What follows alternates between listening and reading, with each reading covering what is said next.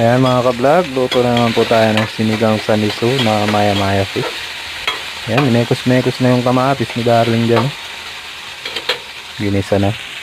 Kamatis with bawang, luya, sibuyas na po yan. Ayan, nilagay na po yung maya-maya fish. Na-fried na po yan ni Darling. Minekos-mekos niya, oh. Sabay na ng mga ginisang ano. Ginisang kamatis. Ayan, sinubigan ako, oh. Sobra na dami tubig yan, oh. Nagkulay na yung kamatis niya, oh. Kulay pink na siya, oh. Ayan, kumukulo na mga ka-vlog. Nilagay na yung ano yan, oh. Yung ang tawag nito, mustasa. Ayan na guys, kumukulo na mga ka-vlog.